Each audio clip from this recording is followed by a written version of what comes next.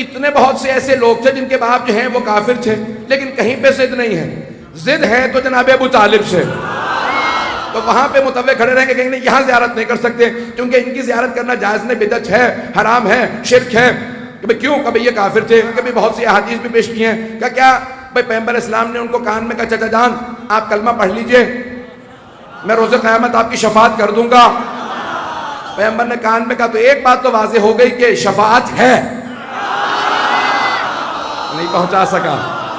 تو وہ کہتے ہیں پیغمبر نے، رسول خدا نے جناب ابو طالب کے کان میں کہا، میں کتاب کا حوالہ نہیں دے رہا ہوں، آپ کو معلوم ہے کہ اس کی دل آزاری نہ ہو جائے کتاب کا نام لوں گا تو اب کتاب میں آیا، ہماری مستند ترین کتاب ہے قرآن کے بعد، وہ کہتے ہیں تو اس میں لکھا ہوا ہے کہ رسول خدا نے کہا چچا جان، کان میں کہا چچا جان آپ کلمہ پڑھ لیجئے میں آپ کی شفاعت کر دوں گا۔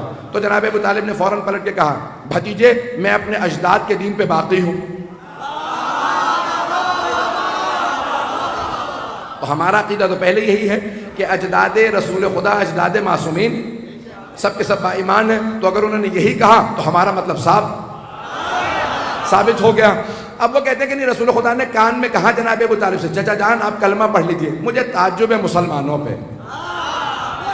سننے پہ آتے ہیں تو کان میں کہیں بات سن لیتے ہیں۔ مجھے تعجب ہے مسلمانوں پہ، سننے پہ آتے ہیں تو کان میں کہیں بات سن لیتے ہیں۔ بھئی کان میں بات اس لیے کہی جاتی ہے تاکہ کوئی اور نہ سنے، نہیں پہنچا پایا۔ مجھے اگر انتظامیہ سے کچھ کہنا ہو نا، میں کان میں کسی کے بات کہہ دوں تو کان میں کہنے کا مقصد یہی ہے تاکہ آپ لوگ نہ سنیں۔ تعجب ہے مسلمانوں پہ، سننے پہ آتے ہیں تو کان میں کہیں بات سن لیتے ہیں، اور نہیں سننے پہ آتے تو غدیر میں چیخ کے۔ فیضان گرامی مجھے تعجب ہے، سننے پہ آتے ہیں تو کان میں کہیں بات سن لیتے ہیں، اور نہیں سننے پہ آتے تو غدیر میں چیخ کے اعلان کر رہے ہیں من کنت مولا فہذا علی المولا، اور وہاں پہ کسی کو سنائی نہیں دے رہا۔